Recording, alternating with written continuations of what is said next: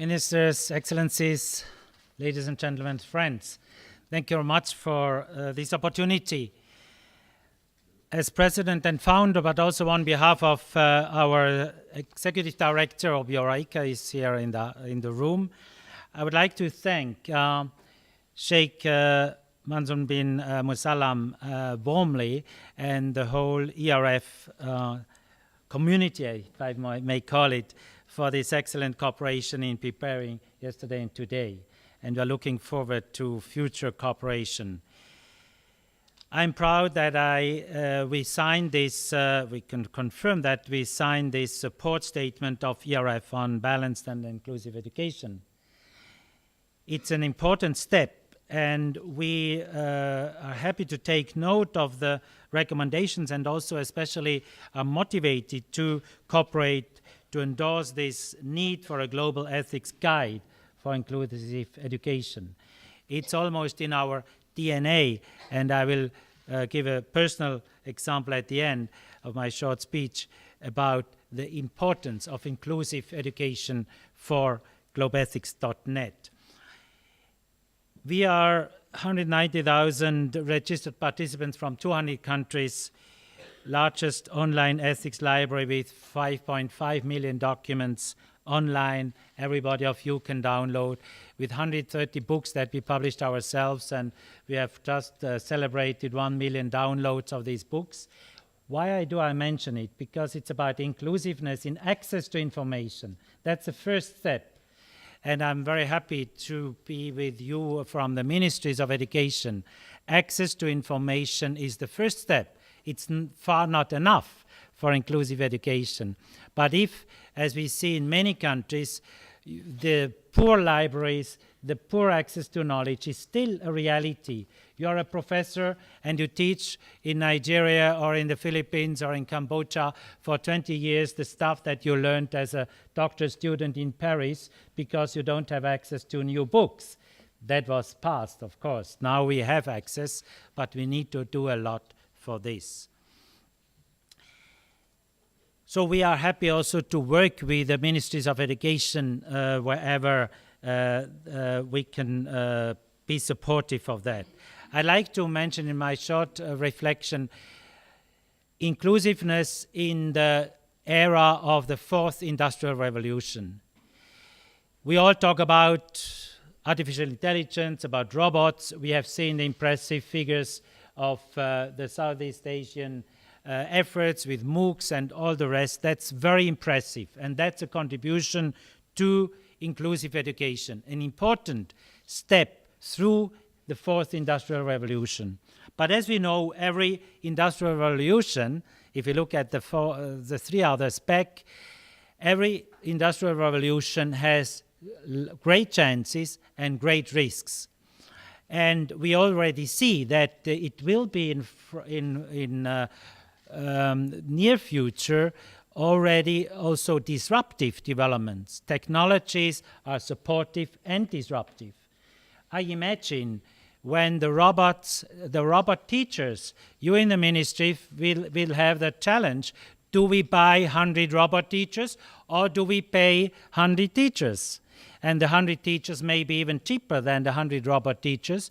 And if you buy the robots, the 100 teachers may go to street for demonstrations. And this will not be 100, this will be 100,000 of teachers in future. So this disruptive element we have to take care in order to have inclusive education. There is also a religious element in it. I just read the book of an Israeli philosopher, Homo Deus, and the inventor of the self-driving car created a few months ago a known religion in the Silicon Valley. So there is a religious element, and we should be very rational. Technologies are good, technologies can be used for the bad, and we need rational use in order to be human. And that is, I think, the core value, and I'm happy that the two of you already mentioned, to be human, to learn to be human, I think is the center of what we need to do in education. To learn to be human. That means inclusive, fair, just, with integrity, all these ethical values which are key for inclusive education. As time is short, let me conclude with a personal example. I grew up in a small village in Switzerland, a farmer's village. No distinction between poor and rich, or no elite school. It was an inclusive school. So in primary school, what did I do? I did not learn enough, to be honest, because I had to be the teacher of the weaker in the school. So the teacher appointed me and said, okay, if you finish your task, please teach the others in the school. That was inclusive education. And that's where I learned solidarity, in the primary school. So I may not be intelligent enough because my primary school was poor, but I still got professorship. So somehow we can catch up. So that's my message, my learning, to have inclusive education. That means also to be critical towards the elite education systems. I'm a lot in China now. I see every young Chinese is so much under pressure from the parents to go to the elite schools. Only Harvard and Stanford count, and Cambridge, and all what is below is nothing. That is a crazy system. So inclusive education means we need an education system which values all the medium education. And people wonder why in Switzerland we are the most innovative country. People know that the World Economic Forum, most innovative country, with a system where we fail to have elite schools. Because we have a dual system, we say vocational training is as important as the universities. 75% of the Swiss go never to a university.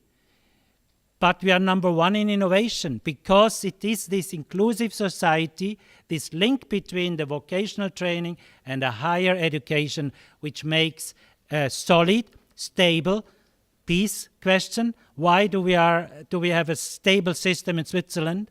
Because we don't have this gap between a few elite and then the big mass of poor.